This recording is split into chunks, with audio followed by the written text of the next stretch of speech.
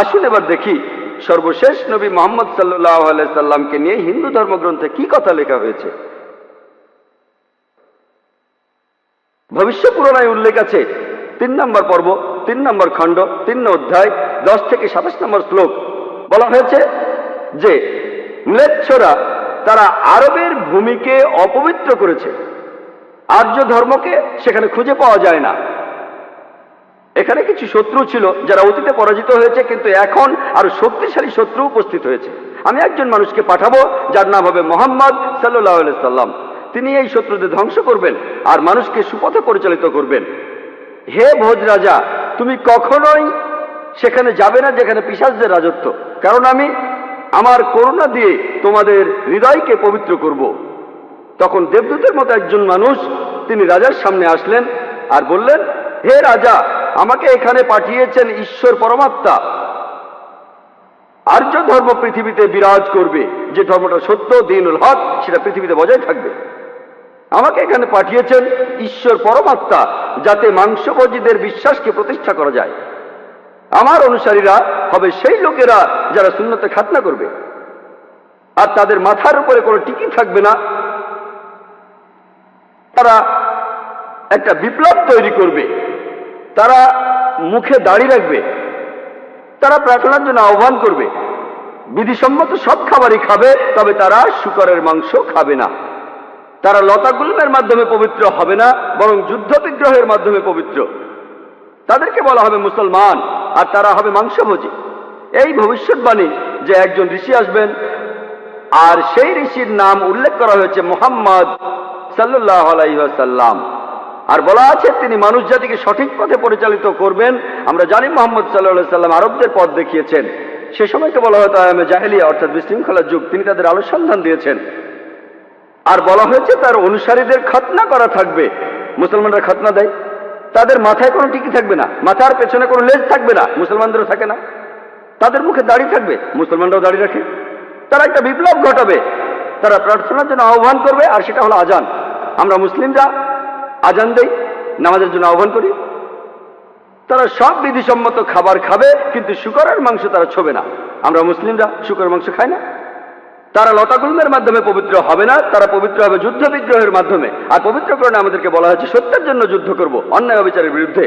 তাদেরকে বলা হবে মুসলমান, তারা হবে মাংসভোজী। ভবিষ্য পুরাণের এই ভবিষ্যৎবাণী একেবারে পরিষ্কার ভাবে সর্বশেষ ও চূড়ান্ত নবী মুহাম্মদ সাল্লাল্লাহু আলাইহি সাল্লাম এবং তার অনুসারীদের কথা বলছে। মুহাম্মদ সাল্লাল্লাহু আলাইহি সাল্লামের নাম বিভিন্ন জায়গায় অনেকবার বলা হয়েছে, হাতে সময় নেই, সেজন্য ভবিষ্য পুরাণ থেকে কয়েকটা উদাহরণ দিচ্ছি। এই ভবিষ্যৎবাণী করা হয়েছে ভবিষ্য পুরাণের 3য় পর্ব, 3য় খণ্ড, 3য় অধ্যায়ের 5 থেকে 8 শ্লোকে। এছাড়া বলা আছে ভবিষ্য পুরাণের 3য় পর্বে 1ম খণ্ড, 3য় অধ্যায়ের 21 থেকে 23 নম্বর শ্লোকে। সর্বশেষ আর চূড়ান্ত নবী মুহাম্মদ সাল্লাল্লাহু আলাইহি সাল্লামের কথা উল্লেখ করা হয়েছে অথর্ববেদে 20 নম্বর গ্রন্থে 127 নম্বর অধ্যায়ের 1 থেকে 14 নম্বর মন্ত্রে। এগুলোকে আরো বলা হয় কুন্টুব সুক্তাস। কুন্টুব সংস্কৃত শব্দ, অর্থাৎ পেটের একটা লুকানো গ্রন্থি। তার মানে এই মন্ত্রগুলির অর্থ লুকানো রয়েছে, এগুলো পরে জানা যাবে। এখানে সবগুলো মন্ত্র নিয়ে আলোচনা করার মতো সময় নেই, আমি শুধু প্রথম 4টা মন্ত্র নিয়ে কিছু কথা বলবো। 1 নম্বর মন্ত্র বলছে তিনি হলেন নরসাংসা, তিনি হলেন কাওরামা, তিনি পরাজিত করবেন 60,090 জন শত্রুকে। 2 নম্বর মন্ত্র বলছে তিনি উটের পিঠে চড়বেন। 3 নম্বর মন্ত্র বলছে তিনি হলেন মামা ঋষি। 4 নম্বর মন্ত্রে তাকে আরো বলা হচ্ছে রেব। 1 নম্বর মন্ত্র বলছে তিনি হলেন নরসাংসা। নরসাংসা শব্দটা এসেছে নর থেকে, অর্থাৎ কোনো ব্যক্তি বা একজন লোক। আর সাংসা অর্থ প্রশংসা, কারো প্রশংসা করা। তাহলে নরসাংসা অর্থ যে ব্যক্তিকে প্রশংসা করা হয়। আর আপনারা যদি মহানবী মুহাম্মদ সাল্লাল্লাহু আলাইহি সাল্লামের নামের ইংরেজি অনুবাদ করেন, যদি তার নামের ইংরেজি অনুবাদ করেন তার অর্থ যার প্রশংসা করা হয়, তাহলে নরসাংসা শব্দটার আরবি অনুবাদ করলে সেটা হবে মুহাম্মদ সাল্লাল্লাহু আলাইহি সাল্লাম। এখানে নামে উল্লেখ করা হচ্ছে। এরপর বলা হচ্ছে তিনি হলেন কাওরামা। এই কাওরামা শব্দটার একটা অর্থ সংস্কৃতিতে হলো শান্তির রাজপুত্র। আর মুহাম্মদ সাল্লাল্লাহু আলাইহি সাল্লাম শান্তির রাজপুত্র ছিলেন। আরেকটা অর্থ হলো যে বিদেশে যায়। হযরত মুহাম্মদ সাল্লাল্লাহু আলাইহি সাল্লাম হিজরত করেছিলেন মক্কা থেকে মদিনায়, তিনি বিদেশে গিয়েছিলেন। এছাড়া প্রথম মন্ত্রে আছে তিনি 60,090 জন শত্রুকে পরাজিত করবেন। আর সে সময় মক্কায় যেসব লোকজন থাকতো তাদের মধ্যে যারা নবীজির বিরুদ্ধে ছিল তাদের সংখ্যা আনুমানিকভাবে 60,000 জন। 2 নম্বর মন্ত্র বলছে যে তিনি উটের পিঠে চড়বেন। কোন ইন্ডিয়ান ঋষি, কোন ব্রাহ্মণই কখনো উটের পিঠে চড়বেন না, কারণ মনুস্মৃতিতে বলছে 11 নম্বর অধ্যায়ের 202 নম্বর অনুচ্ছেদে বলা হয়েছে একজন ব্রাহ্মণকে কোনো গাধা বা উটের পিঠে চড়তে নিষেধ করা হয়েছে। এতে বোঝা যাচ্ছে ইনি কোনো ইন্ডিয়ান ঋষি নন। 3 নম্বর মন্ত্র বলছে তিনি মামা ঋষি। মামা অর্থ মহা, অর্থাৎ মহান ঋষি। আর এছাড়াও অন্যান্য ধর্মগ্রন্থ বলছে সেটা মোহাম্মদ ঋষি। 4 নম্বর মন্ত্র বলছে তিনি হলেন রেব। রেব অর্থ যিনি প্রশংসা করেন। আর মোহাম্মদ সাল্লাল্লাহু আলাইহি ওয়াসাল্লামের আরেকটা নাম হলো আহমদ সাল্লাল্লাহু আলাইহি ওয়াসাল্লাম, অর্থাৎ যিনি প্রশংসা করেন। তাহলে নবীজির এই অন্য নামটা এই আহমদ শব্দটা সংস্কৃত করলে পাবেন রেব। আর এ কথাটাই রয়েছে অথর্ব বেদে। এই মন্ত্রগুলি কুন্টুব সুক্তাস, এই মন্ত্রগুলি শুধু একজনকে নির্দেশ করছে, তিনি সর্বশেষ চূড়ান্ত নবী মুহাম্মদ সাল্লাল্লাহু আলাইহি ওয়াসাল্লাম। আমি কয়েকটা ভবিষ্যৎবাণীর কথা বলবো, এছাড়াও আরো আছে। মুহাম্মদ সাল্লাল্লাহু আলাইহি সাল্লাম, তার কথা বলা হয়েছে অথর্ব বেদে 20 নম্বর গ্রন্থের 21 নম্বর অনুচ্ছেদের 6 নম্বর পরিচ্ছেদে বলা হয়েছে যে একজন কারু, সে পরাজিত করবে 10,000 শত্রুকে কোন রকম যুদ্ধ ছাড়াই। এখানে আহজাবের যুদ্ধের কথা বলা হচ্ছে, খন্দকের যুদ্ধের কথা পবিত্র কোরআনে সূরা আহজাবে আছে। আর কারু সংস্কৃত ভাষায় এর অর্থ যে ব্যক্তি প্রশংসা করে, যেটা মুহাম্মদ সাল্লাল্লাহু আলাইহি সাল্লামের দ্বিতীয় নাম আহমেদের অনুবাদ। যে ব্যক্তি প্রশংসা করে, এখানে বলা হচ্ছে যে ব্যক্তি প্রশংসা করে অর্থাৎ আহমদ, তিনি 10,000 শত্রুকে পরাজিত করবেন কোনো যুদ্ধ ছাড়া। আমরা জানি যে খন্দকের যুদ্ধে শত্রু বাহিনীতে আনুমানিক 10,000 সৈন্য ছিল, আর এই যুদ্ধে মুসলমানরা কোনো যুদ্ধ ছাড়াই জিতেছিল। নবীজির কথা আরো আছে অথর্ব বেদে 20 নম্বর গ্রন্থের 21 নম্বর অনুচ্ছেদের 7 নম্বর পরিচ্ছেদে বলা হয়েছে যে আভান্দু, তিনি 60,090 জন শত্রুকে আর 20 জন গোত্র প্রধানকে পরাজিত করবেন। আভান্দু একটা সংস্কৃত শব্দ যার অর্থ যে প্রশংসা করে, এটা মুহাম্মদ সাল্লাল্লাহু আলাইহি সাল্লামের নামের অনুবাদ। আরো বলা আছে যে তিনি হবেন এতিম। আর আমরা এখন ইতিহাস থেকে জানি সে সময় আনুমানিক 20 জন গোত্র প্রধান ছিল মক্কা শহরে, যারা নবীজির কাছে পরাজিত হয়েছিল। আর মক্কার যেসব লোক তার বিপক্ষে ছিল তারা ছিল প্রায় 60,000। এই ভবিষ্যৎবাণীর কথা আরো আছে ঋগ্বেদে 1 নম্বর গ্রন্থের 3 নম্বর অনুচ্ছেদের 9 নম্বর পরিচ্ছেদে। এখানে সংস্কৃত শব্দ হলো সুশ্রামা। সুশ্রামা এটাও একটা সংস্কৃত শব্দ যার অর্থ যে ব্যক্তি প্রশংসা করে, যেটা মুহাম্মদ সাল্লাল্লাহু আলাইহি সাল্লামের নামের অনুবাদ। আরো অনেক ভবিষ্যৎবাণী আছে, এখানে সময় কম তাই সবগুলো বলতে পারছি না। নবীজির কথা আরো বলা হয়েছে সামবেদে উত্তর চিকে 15 নম্বর মন্ত্রে বলা হয়েছে যে আহম্মদ তাকে দেওয়া হয়েছে অবিনশ্বর আইন। এখানে নবীজির নাম বলা হয়েছে আহমদ সাল্লাল্লাহু আলাইহি সাল্লাম, তাকে দেওয়া হয়েছে অবিনশ্বর আইন। পবিত্র কোরআন এটাই তার শরিয়া। কিন্তু যদি এই অনুচ্ছেদটার অনুবাদ পড়েন, আহমদ শব্দটা আসলে আরবি শব্দ, তারা এটার অনুবাদ করতে পারেনি, তাই লিখেছে আহাম মাটি। আহা আর মাটি সংস্কৃত শব্দ যার অর্থ আমার বাবা, তার মানে আমার বাবাকে দেওয়া হয়েছে অবিনশ্বর আইন। অনুবাদটাতে আপনারা আলাদা শব্দ দেখবেন, তবে অরিজিনাল গ্রন্থে আছে আহমদ। এই আহমদ শব্দটা হিন্দু ধর্মের অন্যান্য গ্রন্থগুলোতেও রয়েছে, যেমন আছে সামবেদে ইন্দ্র 2য় অধ্যায়ের 152 নম্বর মন্ত্রে নবীজিকে আহমদ বলে ডাকা হয়েছে যজুর্বেদে 31 অধ্যায়ের 18 অনুচ্ছেদে। ঋগ্বেদের 8 নম্বর গ্রন্থের 6 নম্বর অনুচ্ছেদের 10 নম্বর পরিচ্ছেদে। এছাড়া মহানবী সাল্লাল্লাহু আলাইহি সাল্লামকে বলা হয়েছে আহমদ, সেটা আছে অথর্ববেদের 8 নম্বর গ্রন্থের 5 নম্বর অনুচ্ছেদের 16 নম্বর পরিচ্ছেদে। এছাড়াও আছে অথর্ববেদের 20 নম্বর গ্রন্থের 126 অনুচ্ছেদের 14 পরিচ্ছেদে। মহানবী সাল্লাল্লাহু আলাইহি সাল্লামকে শুধু আহমদ নামে ডাকা হয়নি, আহমদ উনার একটা নাম, তাকে আরো বলা হয়েছে নরসংসা অনেক জায়গায়, হিন্দু ধর্মগ্রন্থের অনেক জায়গায়। আর আমি আগেও বলেছি যে নরসংসা শব্দটা এসেছে নর থেকে, যার অর্থ একজন মানুষ বা একজন ব্যক্তি। আর সংসা যার অর্থ প্রশংসা, প্রশংসা করা। তাহলে নরসংসা অর্থ যে ব্যক্তির প্রশংসা করা হয়। এটাই হলো সর্বশেষ চূড়ান্ত নবী মুহাম্মদ সাল্লাল্লাহু আলাইহি সাল্লামের নামের সঠিক ইংরেজি অনুবাদ। নবীজিকে হিন্দু ধর্মের গ্রন্থগুলিতে অনেক জায়গায় নরসংসা বলে ডাকা হয়েছে। ঋগ্বেদের 1 নম্বর গ্রন্থের 13 নম্বর অনুচ্ছেদের 3 পরিচ্ছেদে, ঋগ্বেদের 1 নম্বর গ্রন্থের 18 অনুচ্ছেদের 9 পরিচ্ছেদে, ঋগ্বেদের 1 নম্বর গ্রন্থের 106 নম্বর অনুচ্ছেদের 4 পরিচ্ছেদে, ঋগ্বেদের 1 নম্বর গ্রন্থের 142 নম্বর অনুচ্ছেদের 3 পরিচ্ছেদে, ঋগ্বেদের 2 নম্বর গ্রন্থের 3 অনুচ্ছেদের 2 পরিচ্ছেদে, ঋগ্বেদের 5 নম্বর গ্রন্থের 5 অনুচ্ছেদের 2 নম্বর পরিচ্ছেদে, ঋগ্বেদের 7 নম্বর গ্রন্থের 2 অনুচ্ছেদের 2 নম্বর পরিচ্ছেদে, ঋগ্বেদের 10 নম্বর গ্রন্থের 64 অনুচ্ছেদের 3 পরিচ্ছেদে, ঋগ্বেদের 10 নম্বর গ্রন্থের 182 নম্বর অনুচ্ছেদের 2 নম্বর পরিচ্ছেদে, যজুর্বেদের 21 নম্বর অধ্যায়ের 31 অনুচ্ছেদে, যজুর্বেদের 21 নম্বর অধ্যায়ের 55 নম্বর অনুচ্ছেদে, যজুর্বেদের 20 নম্বর অধ্যায়ের 37 অনুচ্ছেদে, যজুর্বেদের 20 নম্বর অধ্যায়ের 57 নম্বর অনুচ্ছেদে, যজুর্বেদের 28 অধ্যায়ের 2 অনুচ্ছেদে, যজুর্বেদের 28 অধ্যায়ের 19 অনুচ্ছেদে, যজুর্বেদের 28 অধ্যায়ের 42 নম্বর অনুচ্ছেদে।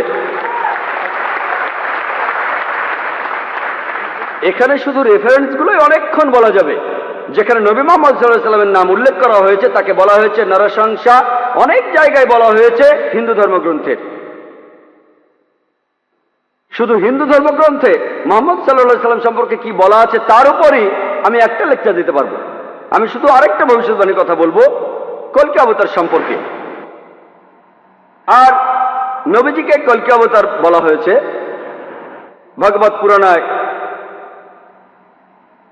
12 নম্বর খণ্ড 2 নম্বর অধ্যায় 18 থেকে 20 নম্বর শ্লোকে বলা হয়েছে তিনি জন্মগ্রহণ করবেন যার ঘরে তার নাম বিষ্ণু ইয়াস, একজন মহাপ্রাণ ব্যক্তি যিনি শাম্বালা শহরের প্রধান, এবং তাকে যে নামে ডাকা হবে সেটা হলো কল্কি। 19 আর 20 নম্বর মন্ত্র বলছে যে তিনি হবেন এই পৃথিবীর সর্বময় প্রভু। তার থাকবে কিছু অসাধারণ চারিত্রিক গুণাবলী এবং তার থাকবে 8টি বিশেষ বৈশিষ্ট্য। 8টি বিশেষ বৈশিষ্ট্য তাকে দেয়া হবে একটি বাহন, একটি ঘোড়া, দেবদূত নিয়ে আসবে, আর তিনি একটি ঘোড়ায় চড়বেন, তার হাতে থাকবে তরবারি, তিনি শত্রুদের পরাজিত করবেন আর ফেরেশতারা তাকে সাহায্য করবে। এছাড়াও বলা আছে ভগবত পুরাণায় 1 নম্বর খণ্ডে 3 নম্বর অধ্যায়ের 25 নম্বর শ্লোকে যে তিনি জন্মগ্রহণ করবেন কলিযুগে। কল্কি অবতার জন্ম নেবেন কলিযুগে, যে সময় রাজারা ব্যবহার করবে ডাকাতের মতো। আর তিনি জন্মগ্রহণ করবেন বিষ্ণু ইয়াসের ঘরে এবং তার নাম হবে কল্কি। একই কল্কি অবতারের নাম উল্লেখ করা হয়েছে কল্কি পুরাণায় 2 নম্বর অধ্যায়ের 4 অনুচ্ছেদে। বলা হয়েছে যে তিনি জন্মগ্রহণ করবেন বিষ্ণু ইয়াসের ঘরে। কল্কি পুরাণা 2 নম্বর অধ্যায়ের 5 অনুচ্ছেদে বলছে তাকে সাহায্য করবে তার 4 জন সহচর তার ধর্ম প্রচার করতে। কল্কি পুরাণা 2 নম্বর অধ্যায়ের 7 অনুচ্ছেদে বলা হচ্ছে যে দেবদূতরা তাকে যুদ্ধক্ষেত্রে সাহায্য করবে। কল্কি পুরাণা 2 নম্বর অধ্যায়ের 11 অনুচ্ছেদে বলছে যে তিনি জন্মগ্রহণ করবেন বিষ্ণু ইয়াসের ঘরে এবং সুমতির গর্ভে। আর কল্কি পুরাণা 2য় অধ্যায়ের 15 অনুচ্ছেদ বলছে যে তিনি মাদল মাসের প্রথম অর্ধাংশে জন্ম নেবেন। শুধুমাত্র কল্কি অবতারের উপরে একটা লেকচার দেওয়া যায়। আমি এখানে সংক্ষেপে কয়েকটা পয়েন্ট বলছি। এই ভবিষ্যৎবাণী এগুলো বলছে। 1 নম্বর পয়েন্ট বলা হয়েছে যে কল্কি অবতার তার বাবার নাম সেটা হবে বিষ্ণু ইয়াস। বিষ্ণু ইয়াসের অর্থ দাঁড়াবে যে বিষ্ণুর উপাসনা করে, যে ঈশ্বরের উপাসনা করে। আর আমাদের প্রিয় নবী মুহাম্মদ সাল্লাল্লাহু আলাইহি ওয়াসাল্লামের বাবার নাম ছিল আব্দুল্লাহ। এটার অর্থ যে আল্লাহর উপাসনা করে, যে ঈশ্বরের উপাসনা করে। 2 নম্বর পয়েন্ট কল্কি অবতার যে মায়ের গর্ভে জন্মাবে তার নাম হবে সুমতি। যদি আপনি সুমতি শব্দটার ইংরেজি অনুবাদ করেন অর্থ দাঁড়াবে শান্তি। আর আমাদের নবীজির মায়ের নাম ছিল আমিনা, যার ইংরেজি অর্থ করলে দাঁড়ায় শান্তি। এরপরে বলা হয়েছে তিনি যেখানে জন্মাবেন সেই গ্রামের নাম হবে শাম্বালা। শাম্বালা শব্দটার অনুবাদ করলে অর্থ দাঁড়াবে একটি শান্তিপূর্ণ এলাকা। আমরা জানি মুহাম্মদ সাল্লাল্লাহু আলাইহি ওয়াসাল্লাম মক্কায় জন্মেছিলেন। মক্কার আরো একটা নাম ছিল দারুল আমান, অর্থাৎ কোনো একটি শান্তিপূর্ণ এলাকা। তাহলে একথাও বলা আছে যে তিনি মক্কায় জন্মাবেন। এছাড়া বলা আছে যে তিনি জন্মগ্রহণ করবেন শাম্বালা শহরের প্রধানের ঘরে। আমরা জানি যে তিনি মক্কার প্রধান ব্যক্তির ঘরে জন্মেছিলেন। তিনি মক্কার প্রধান ব্যক্তির ঘরে জন্মেছিলেন, কুরাইশ গোত্রে জন্মেছিলেন। আরো বলা আছে তিনি মাধব মাসের প্রথম অর্ধাংশে 12 তারিখে জন্মাবেন।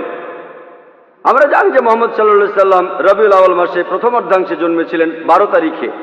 এই ভবিষ্যৎবাণী যে তিনি মাধব মাসের 12 তারিখে জন্মাবেন, এটার অর্থ রবিউল আউয়াল মাসের 12 তারিখে। এছাড়া আরো বলা আছে যে এই কলকি অবতার তিনি হবেন সর্বশেষ ঋষি।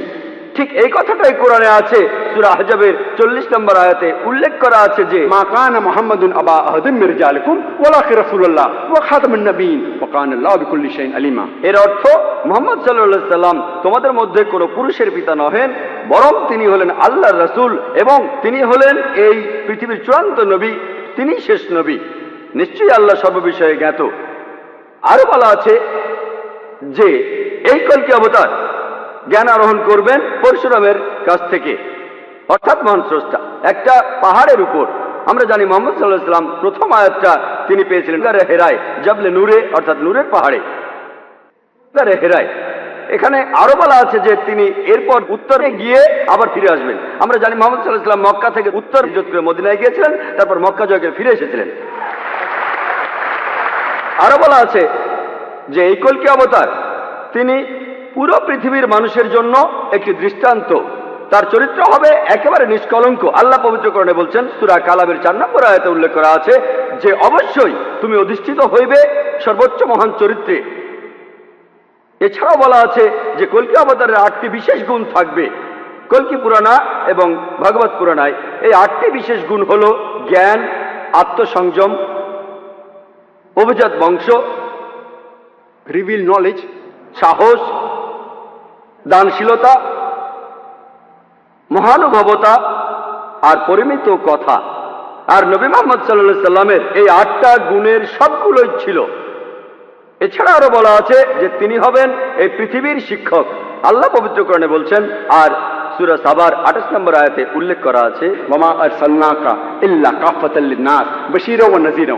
আমি তো তোমাকে সমগ্র মানব জাতির জন্য প্রেরণ করিয়াছি তাহাদের সংবাদদাতা ও সতর্ককারী রূপে, কিন্তু অধিকাংশ মানুষই তাহা জানে না।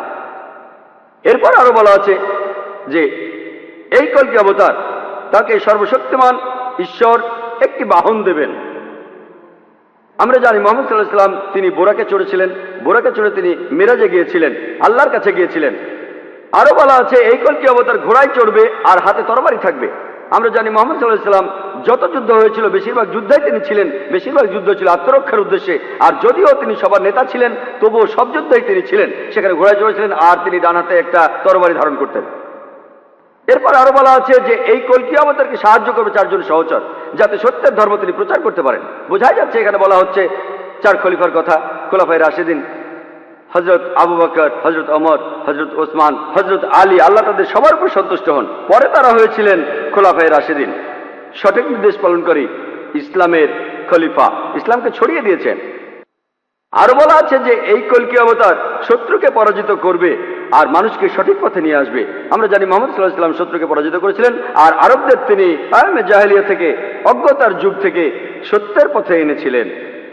আরেকটা কথা বলা আছে যে দেবদূতরা তাকে যুদ্ধের ময়দানে সাহায্য করবে। আমরা জানি মুহাম্মদ সাল্লাল্লাহু আলাইহি সাল্লামকে ফেরেশতারা বিভিন্ন যুদ্ধে সাহায্য করেছিলেন, যেমন বদরের যুদ্ধে। পবিত্র কোরআনেও আছে, সূরা আল ইমরানের 123 থেকে 25 নম্বর আয়াতে উল্লেখ আছে। এছাড়াও সূরা আনফালের 8 এবং 9 নম্বর আয়াতে উল্লেখ আছে। তাহলে এই কলকি অবতারের ভবিষ্যৎবাণীর সাথে আর কাউকে মেলানো যায় না, শুধু মেলানো যায় সর্বশেষ ও চূড়ান্ত নবী মুহাম্মদ সাল্লাল্লাহু আলাইহি সাল্লামকে।